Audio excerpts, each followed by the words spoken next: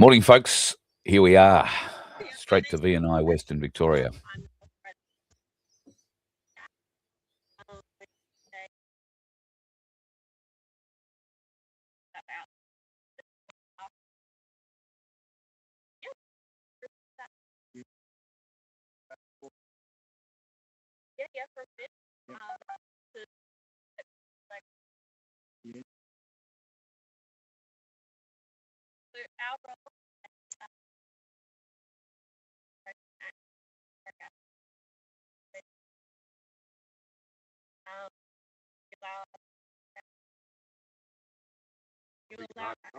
Yeah, can I just have the identification of two people who they represent?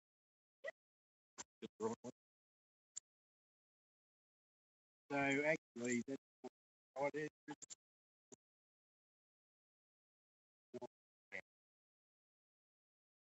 Oh, yeah, that has been explained.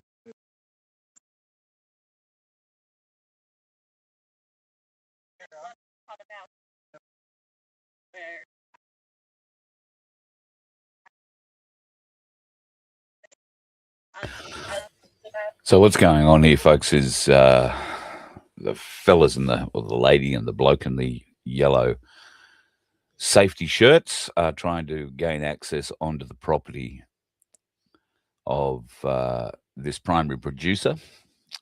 This is between Witcherproof and Bought, a property, one of two owned by the same people that will be visited today. Unfortunately, our audio is a bit hard to hear. We're a bit far away from what's being said, and they're not speaking up very loud. Unfortunately, makes it a bit harder to hear. But generally, what goes on is that they ask for and then are denied permission to enter the land. And I just wonder what they'd be thinking about everything that's happening today. I think an absolute disgrace that agriculture and farmers in Victoria are faced with this particular project, and how government of the day are just so out of control and are just telling us what they want to do. There's been no cooperation whatsoever with landholders. For 3.5 years, there's been a group in Charlton meeting under a community reference group, and I just happen to belong to them now. And we've been asking questions for 3.5 years and haven't got any satisfactory results. And they cover very serious things. They cover insurance. They cover the devaluation of the land. And a classic example of what I'm saying is that we're standing in a flood path here that the Ganawara or the Old Krang Shire, the Shire engineer was given the job of actually creating this floodplain, not only to tree. Here we've got a flood bank along just behind the crowd here that in 2010 broke, and there's several houses got flooded down through here. And the sun fixed the holes up in the bank. And when we were here, we decided we'd do a bit of an exercise on the capacity of being able to do work on our farm if these lines are implemented.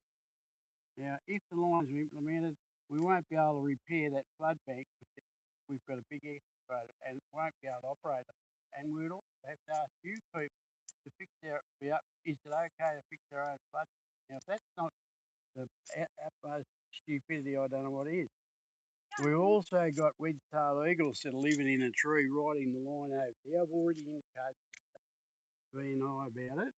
There's been no sort of, oh, well, we'll have to do something about that.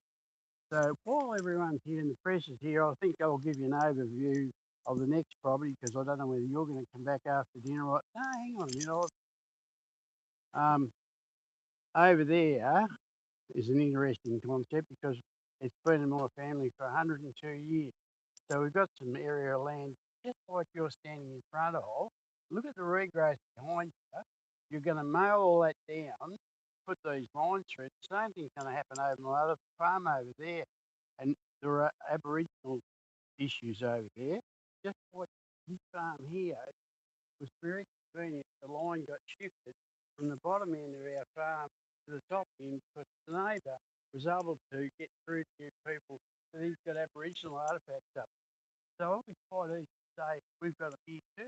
because all this area through here, through all these lakes, where the Aboriginals used to live for thousands of years. We've already raised, and you people are not talking to it. This is what I'm saying. Well, I'm using this opportunity. To tell you people that you better go back with a clear message to the minister, who I'm demanding meets with CRG in Charlton, sit down and talk through some of these major things we need to talk about. Then we will go through it. We will start talking about water, and there wouldn't be one person in this crowd other than one fellow behind you that understands water and water law like I have. So I was the longest serving member of the Victoria Farmers Federation State Water Committee, and I've travelled a fair area on water. As soon as you've entered the irrigation areas here, I've talked to Mick Doog, who should know better, but when I asked him only 2 nights ago in Charlton about the issue, if you acquire my land compulsorily, then it becomes owned by the Crown. When it becomes owned by the Crown, there's a delivery fee attached to that piece of land. And what I'm saying is, if that's the case, how do you think the irrigators from here to Murrabit are going to feel when suddenly they're going to have to pay a delivery share on Crown land? That all of those issues haven't been addressed. So what I'm saying is that the whole program has never come out and sat down with us. If they'd come out and sat down with us in the first instance and said, what's convenient or how can we work this through, you would have had a totally different approach. Now, a classic example, when I was sitting with Duke over on our creek block, where they want to go angleways through the first permanent established layout and irrigation in the Ganawara Shire, and there's 98 assessments that are in this Ganawara Shire. I said to him, why can't we run the power lines down the edge of the road or down the edge in our paddock? And he said to me, oh, because when we put a kink in the line, it costs between $3 and $5 million per tower. Now, people in this crowd here are just going to be appalled to think that we're going to spend $3 to $5 million on one tower. But no, I haven't. You're on the payroll. You've got to pay. Yeah, we're here to try and get our message across to you. For the last 3.5 years, the company that you've already said you're representing won't give us any airtime. So now's our opportunity. You wait your turn. Don't offend me and interrupt me. Okay, wait your turn. The man's speaking. No, you did it again. You did it again. You're on the payroll. You're getting paid by us, the taxpayers of Victoria. At this stage, wait your turn. Give him the chance to speak, because for 3.5 years, the company you're representing is not doing that. Not interested. Not interested at this stage. No, we're happy to give you our time because we want to get the message back. The best way to do it is through the media, and that's what we're doing right now. So you take the time and be happy that you're getting paid. We're not, but we want to get our message across. So now's our opportunity. So further to that, I'd take you back to the Paris Agreement, where a substantial numbers of countries signed up to an agreement to protect food production in the world. And nowhere in the agreement says that there's any opportunity to take away food production. And what you're doing is you're going to take food production away from it, because there's going to be substantial areas, especially in irrigation land, where the farms are going to be shut up because you can't operate an irrigation farm underneath power lines. We've just spent $2.3 billion of your taxpayers' funded money on a reconstruction of the GMID in Northern Victoria, and here you are, you've turned up here virtually unannounced and said, we're going to go through here and do this, and these irrigation farmers are going to have to relay their farms out again. Who's going to pay? I can pick up a look. You also have my role today is I'm aware of that. You're just you're doing your job, and I respect you for that. But you should respect our side of the thing where we are not getting the airplay.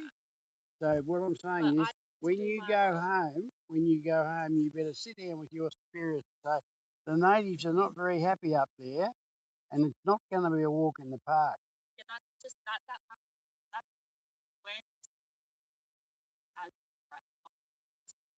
undertake access.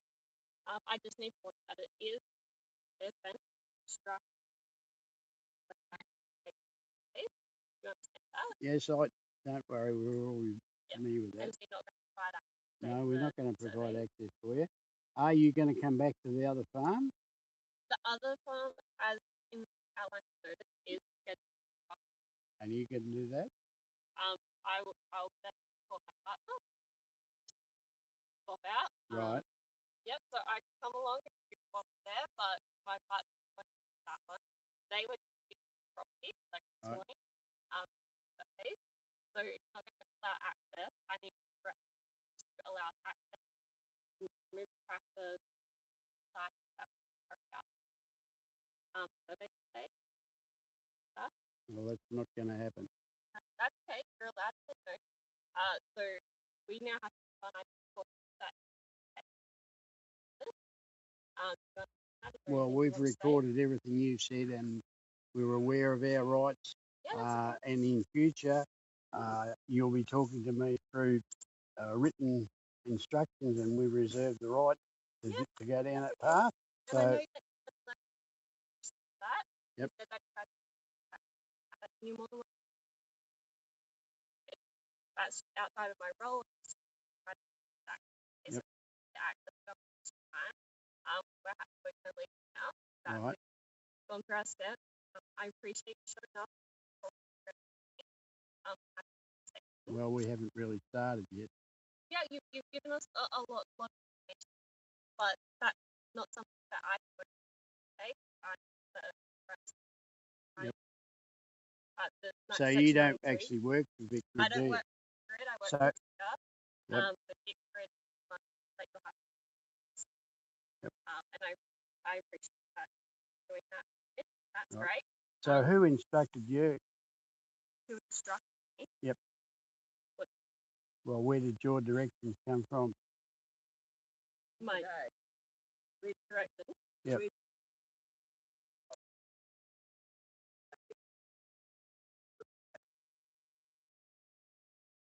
Where I authorized, but authorized work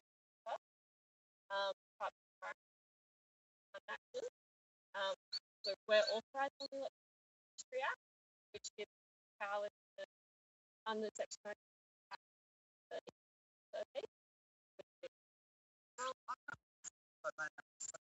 If you're representing DECA, how come the DECA stands for Department of Environmental, Energy Environmental? Isn't this an environmental issue?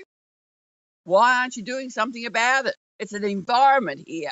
You're talking about farmland. If we came to your house and said your house, thanks to Jacinta, we can now do, we want that power, your house for the power line. You'd object. Why you think that we shouldn't object? This is an environment. We are looking after the land.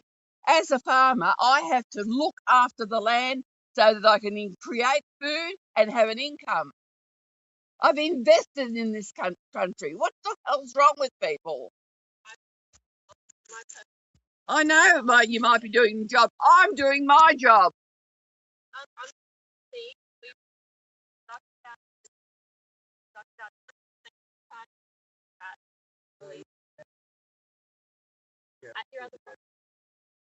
Thank you.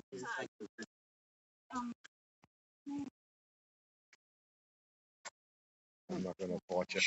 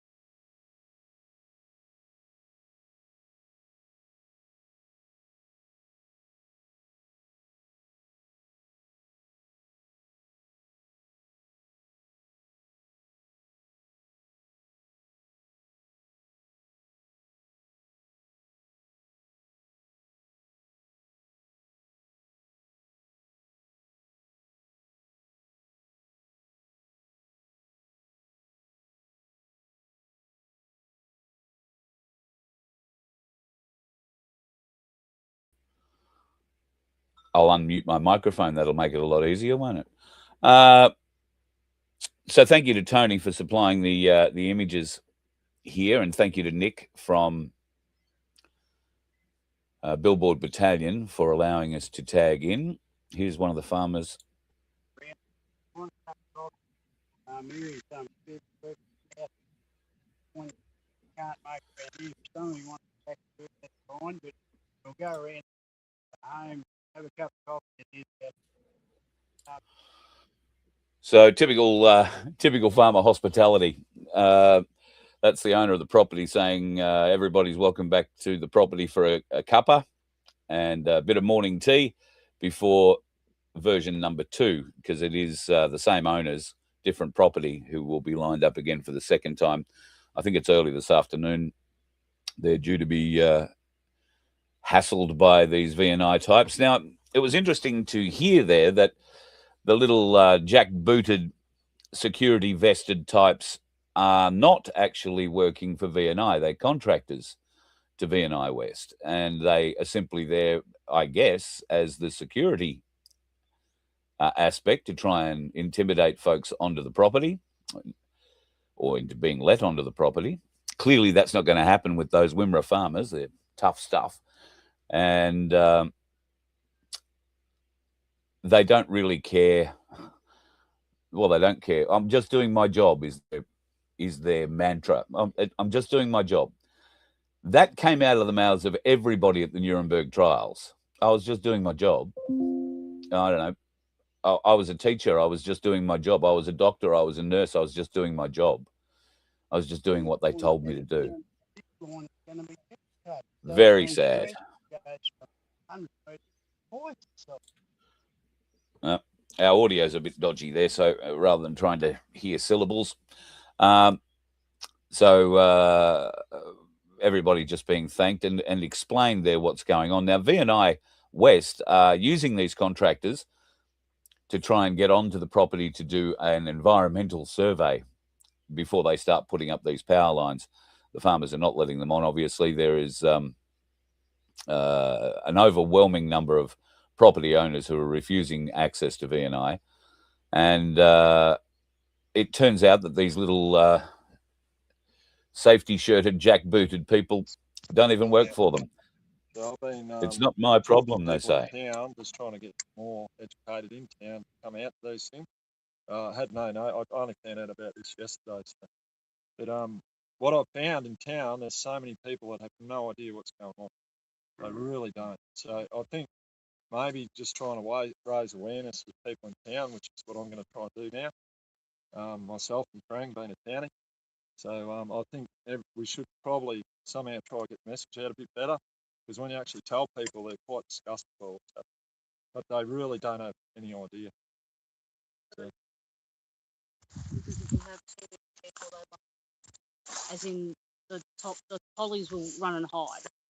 If you've got a crowd here that's been briefed on the rules of engagement and they shut mouths, it'll be fine. Yeah, that's going to be the whole thing. So.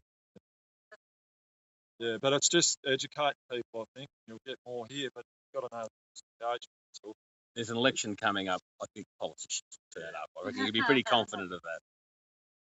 William Bartlett's thing on Sunday night, sorry, highlighted a lot of things that are far bigger than what's going on a local level or even on a national level. When you put it on a global scale and you see what's going on in third world countries to facilitate the raw materials for all this rollout of batteries and power lines and all the rest of it, it's verging on genocide. It's as bad as what's going on in the Ukraine and obviously what Donald's got going on in Iran at the moment. There's all sorts of underlying political issues going on there, but the very fact that we're talking about raping and pillaging virtually third world nations for their labour units takes us back 200 years, 300 years in our global history, which is just appalling from a human rights point of view. And like we're running around trying to save the hairy-nosed tree frog wombat that's living in that tree over there, hypothetically. And I acknowledge that he's a special little wombat, no doubt about it.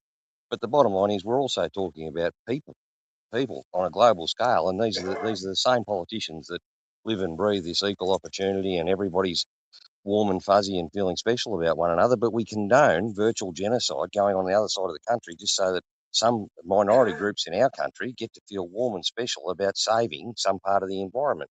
The bottom line is population growth is going to have some sort of environmental impact. For us to look at it on a local level is hypocritical. And when I say us, I mean that the country of Australia is so hypocritical to condone all this stuff that's going on, from electric cars to solar panels to batteries to transmission lines, when we're staring right in the face virtual genocide going on the other side of the world. It's just morally wrong. The people that were here today, the people that are in Parliament representing us, are so morally bankrupt compared to what Australians' genuine beliefs are. It's wrong.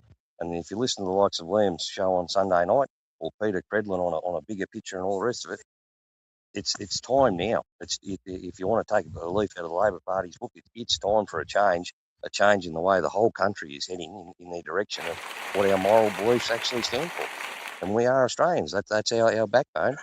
Time to stand up and be Australian.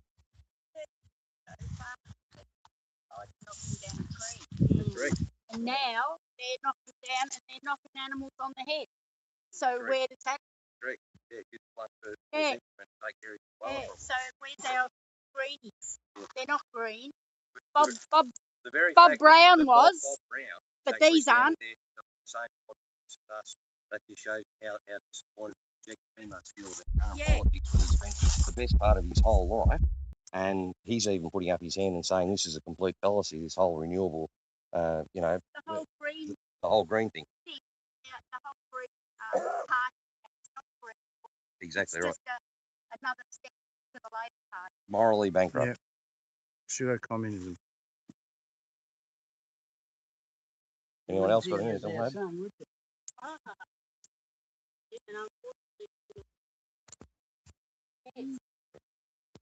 Okay, well, look, if those that can continue the conversation around their house, then you're most welcome to all come round. But as I said, it's just amazing.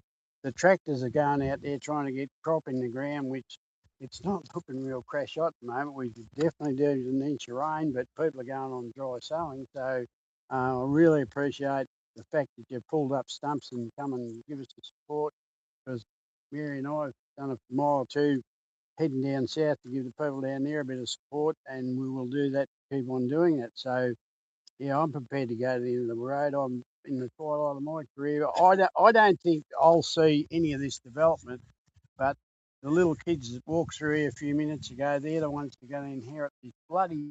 I can just hear them saying when they get to my age, how could the grandparents that we had allow this stupidity to happen? Yep. I'm just I can look over there and I reckon I can see the smoke coming out of my late father's bloody ears. I really can. Yeah. And God help me if my late brother was around here, he would have been over the bloody thing. Anyway.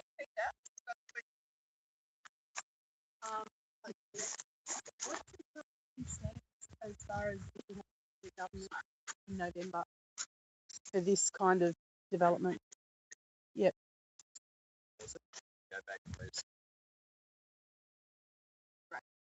And just And restore people's third-party rights. that. Yes. I think that's a great answer. That's really all we're asking for with Barry and everybody else. If we could pause this whole thing and sit down and go through it again and get a better outcome, like, I've harped, I don't know, I must be wound up the cost factor. I can't understand how a government can be so stupid to put all of this infrastructure on 96% of private land. The compensation that's going to be paid out over time, you could halve that if we use as much Crown land and road reserves and all that sort of stuff. And then they have the nerve to only pay the compensation for 25 years, and the bloody things are going to be there in 80 years. What are our kids going to say when they get to the 25th year and suddenly that piddly little bit of money they got, it's run out because that was what we signed up for? I mean, that's just, what do they think we are? I tell you this. I always thought up until 2 days ago that governments, or prospective governments, coalitions particularly, if the governments can get in, the message we've been getting, I think, has been that the contracts have been signed by Iberdrola to build the line. That is not true. That is not true for people who don't understand that. Iberdrola are working closely with TCV in their office, and their contract is only to the design of the line, not to build it. The contracts will be put out for tender mid next year to build the line, so we still have plenty of opportunity to stop the line. There is not a Dan Andrews scenario with the tunnel. It's not in that zone at all. We can stop the line at this election. So we must change the government this election. We must get to a new scenario whereby we can reassess the whole project and say this is a stupid idea, and there are definitely alternatives other than the VNI West line. Definitely. Because the VNI West line, it doesn't only bring potentially another line, it brings with it all the ancillary lines that come from turbines and solar factories to that line across more of our country land. So it's just a thin edge of the wedge. It's not the end result. If it was under VNI West line, people might live with it. They may, but it's going to be a lot more to come with it. So we must be very vigilant in how we assess this whole program and what it's doing to us as a nation. What about? You're right, Gary. Look, I've probably talked all morning, but see the big plan. Like a plan, like here we're talking a $4.5 billion project thrown out the left. We haven't got a shovel in the ground. We haven't got an overall plan what this is going to look like in 10 years. If this infrastructure starts to be built, if it's going to have to happen, it's got to be a lifetime or 100-year plan, and the people should be demanding, we want to see what it's going to be like, because I can assure you when you look at this line, just gives the wind turbine factory the opportunity to tap in. So once you get the line established, you're going to have, well, let's go back one step. You've got 77% of the arable land in Victoria has got in a res zone, which means you've got a line around it, and virtually you can have renewables in that 77%. Currently, there's 8% of the land mass in those res zones won't be farmland. So you've got to take 8% of the production of food away from the rest. That in itself is enough to put a whole thing. But if we go further and we start spreading it across the rest of 77%, I keep saying, don't worry about the bloody lights going out. I'm more concerned about the food that you want to eat. And that's the point that we've got to get through. And I think whilst, we can go off our tree about people living in the city, Ben Duxton rang me last night. We had a bit of a session as usual, and Ben's quite right. He said, look, the support we're starting to get out of some of the younger ones in the city now, and whether they watch Spotlight, I don't know, are starting to sort of say, well, geez, hang on a minute, we might be able to go down to McDonald's 7 days a week because it might be there. And that's what I'm saying. Can I say a few things? Yeah. We've been dealing with history for a long time now, ever since I've been a councillor, which is nearly 6 years. And the one thing that I've really noticed is that it's just a lack of respect for the job that we do out here, providing food, fibre for our nation and for the Victorian economy. And I have seen firsthand when we went down to talk to Alistair Parker and Lily D'Ambrosio that they knew that they were going to change the rules about compulsory access and compulsory acquisition. They were going to short circuit a lot of the rules that were surrounding that. And they did that in less than a week after we met with them. They didn't even give us a hint that they were going to do that. And I took that as a sign of disrespect. And I think that is the biggest problem. I do not believe that there is respect for what is basically Colin's backyard here, all farmers' backyards. They do not respect that nearly as much as they respect the backyards of the people in Melbourne, Sydney and Adelaide, which in the end is exactly what these lines are to do. They are simply there to keep the lights on in those centres. So we're meeting up with Alistair Parker again in a couple of weeks, and we'll be putting that case very strongly that they need to respect what we do as much as they respect the people in the cities. And I will just put it to Peter that we need some policy out of the National Party, especially the National Party. You represent country Victoria, and you have done for a long time. But we need more than just simply reinstating the right to object at VCAT. That's not enough. We actually need alternatives. We need alternatives to this project. I put it to Danny O'Brien at Horsham. Is the National Party prepared to reject VNI West? Are they prepared to reject renewables? Are they prepared to even support the coal-fired power plants down in his own neck of the woods down in Gippsland that provide massive amounts of jobs and opportunities for people in Gippsland? Can we see those sorts of alternatives come from the National Party, which is exactly what this our society needs, and the Victorian people need, is an alternative government. So I've put it to to Danny O'Brien, and I'll put it to the National Party as a whole. Come up with some policies so that we've got something really to embrace and to vote for when it comes to November, because we need an alternative. You will have that. Thank you. Thanks for that, Jan. I think you really hit the nail in people who have the same feelings. And what I respect you now is how the Gannawarra Shire, and I'm looking over my mate over the back there, Ashton Marshall, and some of the things we've had to deal with the council in the past, that you stepped up. There's been a complete turnaround in the Gannawarra Shire to a point now we can communicate with the Shire, and they're part of us, we're part of them. Whereas before, it was like talking that bit of bloody wood there. And that's not how local government should act.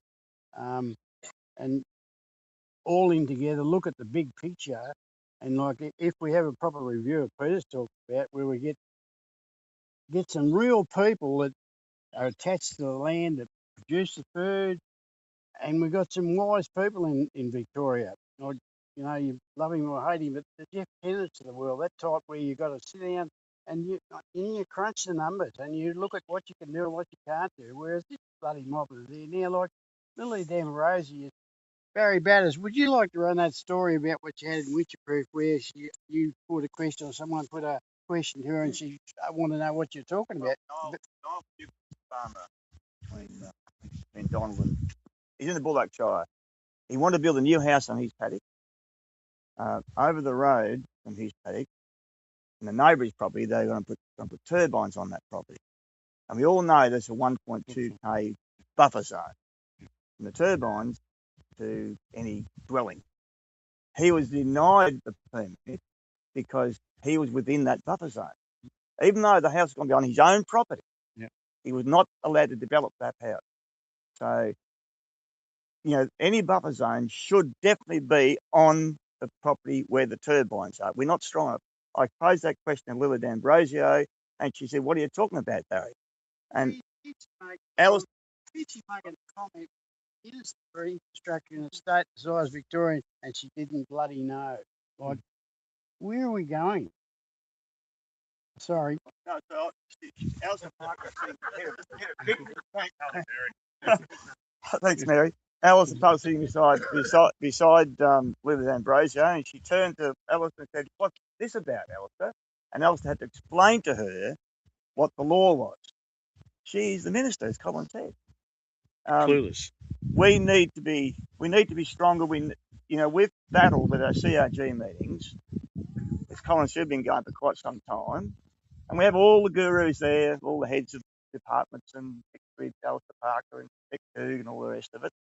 And we had to argue very strongly to get our story, our minutes, sent to Lily Ambrosio. We were told at that meeting that we are not here to tell Lily how to do her job. But apparently we're not allowed to tell her what the community thinks. We're community representatives, representing everybody around. But we're not allowed to pass our message on. We had to argue strongly. Colin moved a resolution. We passed the resolution, thank goodness. The minutes do go to Lily Ambrosio, whether she reads it or not, I'm not sure. But at least we're getting our message over, trying to get our message over to Lily. Well, just to give you an idea what happened that night, I moved this resolution that it was my very first meeting, that we send the minutes to the minister, and the chairperson, who will remain nameless, said, "Oh, you can't do that." And I said, "It's a public meeting, for Christ's sake. I'm going to move the resolution." Moved it, Barry seconded it, and went through. And then I got a 5-minute dissertation from the chairperson who said she won't read it. I said, "Didn't you read the resolution I read?" And I said, "We want the minutes sent to the minister." I didn't say that she was going to read them. So that's the sort of mentality we deal with. We go off these meetings and we've got Colin Costin over here grinning away, and you go home and you think, bloody hell, we've been over here for 4 hours. What the bloody hell have we achieved? And people are sort of saying, well, we'll turn our back and walk away. But no, we're not going to do that. We're going to stay there till the end because we have anything up to 17 or 18 bureaucrats turn up, and it's just absurd. It's like Brett Hosking, when he rang me this morning, he said, you got no idea what's just gone around in front of me at the Kerrang Clock in Kerrang. He said, there's 2 cars and they got the portable loos on the back and they're full of people. Well, that's what it's talking about here. What's the cost of that? And like, I gave this lady the opportunity now to say, well, you're going to get the same story in a couple of hours' time at the creek block. I'm prepared to say you're not coming there. Go home and we'll get on with it. But I know Peter's asked a question a moment ago about what's going to happen if the coalition get into power, what the National Party policy is about the VNI West line, and you indicate you'll pause the project. People want you to say, we will stop the project. That's what they want to hear. And I just want to pass that advice over, that's all, that they don't think pause is strong enough. Harry, how about how we say we're going to stop the project and rebuild the house? Does that sound better, Peter? But what about New South Wales? Like, they're pushing ahead with their line. How does that, like... Well, hang on, I'll answer that in a brief term. How about what Victoria did to New South? No bloody consultation whatsoever. Changed the line from going up through Moama to Denny, as you're well aware, shifted it west and cost the New South Wales government something like $250 million extra, and they nearly wet themselves when they found out. Now, there's the cooperation between the two states. So I'm sorry, we're going to have to look at Victoria in isolation as to where we sit, because we're in a bigger basket case than what they are. I just thought them being drawing closer to the river is kind of like, that's where they want to go. Like, you got to sort of stop all of it. But I suppose you got to look after your own garden Well, first. look, we're Victorian. In all fairness to New South, they're doing their thing, and it should be a big picture scheme. But I think the first thing we've got to do is we've got to address the mess we've got here. Because in fairness, we haven't seen, how would we term it, we haven't seen the destruction of irrigation farms in New South like that we're going to see in Victoria. And I keep harping back to people in the metropolitan area when they suddenly realise, hang on, we've just wasted $2.3 billion on a project in northern Victoria, and we're just going to, like I even had a liaison officer, Vic Red, tell me when we looked through the fence at our paddock, the farm will have to all be relayed out again. And we've just spent, I hate to ask Darren what we spent, but we've spent a shitload of money of our own money, loaned the place, pay outlets, all that. So you've got to rip all that out and start again? I'm sorry, at 83, I'm sort of nearly past that. Have a good day, says Janet. Anyway, look, you'll be more comfortable around the house. I'm sure you can have a cuppa and... Yeah, what the cuppa's like.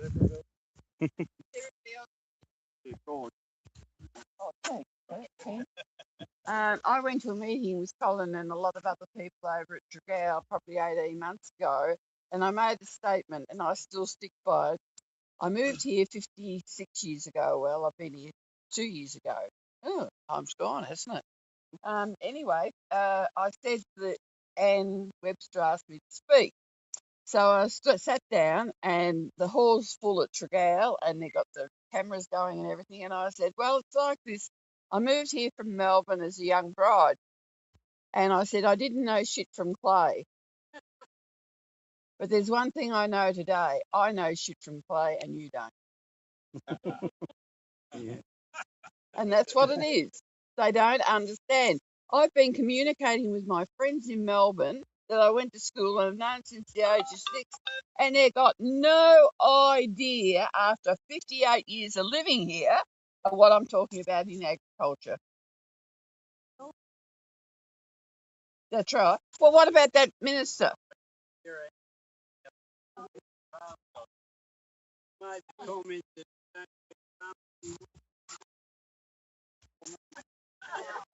Oh yeah, brown cows but come then from. again, in defence of all that, Where do they think the food comes from? that interview with Bob Brown, I reckon that's the turning point. Bob Brown's the sort of person, he won't lie down. He might have a stroke and die like Oggle, but I reckon, yeah, someone made the comment he must be a frustrated man, but I think he's in a position that he might say a few things to a few, and I'd like to just see where the Greens are heading, because I think they'll become non-existent. Mm. But they've done a lot of damage, haven't they? Greens are just Labor in disguise. Yeah. Anyway, look, don't want to break you up, but how about we shove off and go around to the house and you can have a cuppa and continue talking. Those that really want to go, well, fair enough. Really. Well, it's a bloody great effort. I'll leave that up. I'll just mute it for the time being. Pardon me. You get the idea, and a very good idea of the feeling of the community there. Some very wise folks, and I find that my memories of the Wimmera are very much of very wise farming folk. It looks like Tony's got someone to talk to. Like a show and interview these people. We can chuck it on a disc and you can put it up. But I've got proper cameras. I've streamed. There we go. Bit of the background. So we're helping each other out. That's another streamer, obviously. So we're all trying to help each other out where we can. And this is the first property that will be visited by these VNI West folks today. The second one is just after lunchtime. Everybody's being invited back around to the farmhouse for a cuppa, a bit of a chin wag, and maybe a plan of attack for what happens this afternoon. I'm going to have a little bit of a chat with Tony, who will be there, and Nick, who you can see wandering around there in the red shirt. And want to thank Billboard Battalion again for allowing us to piggyback off their Starlink today.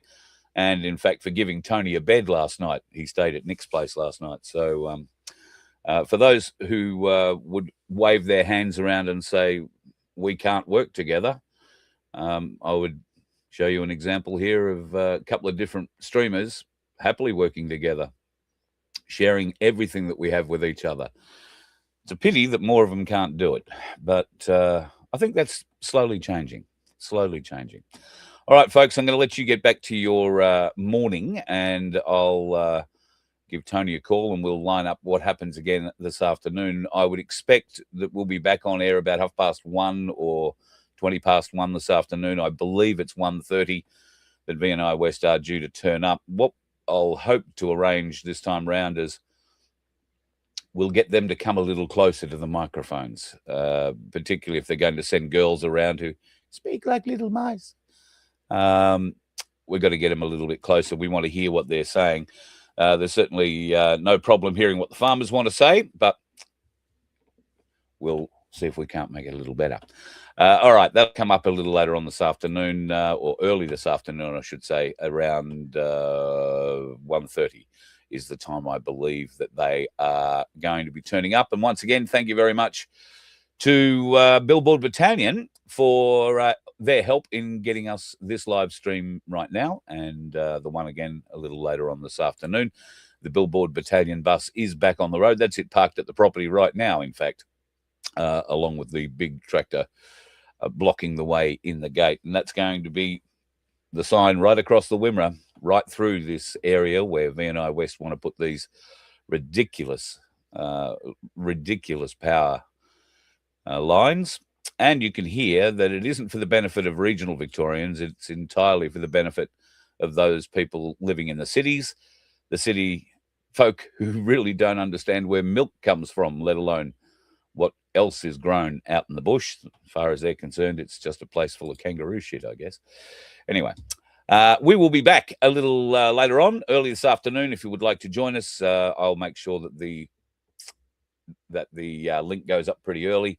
And we look forward to seeing you early this afternoon for your support for the Victorian farmers trying to keep VNI West off their property. You let one ant stand up to us, then they all might stand up. Those puny little ants outnumber us 100 to 1. And if they ever figure that out, there goes our way of life. It's not about food. It's about keeping those ants in line. That's why we're going back. Does anybody else want to stay? Let's rock!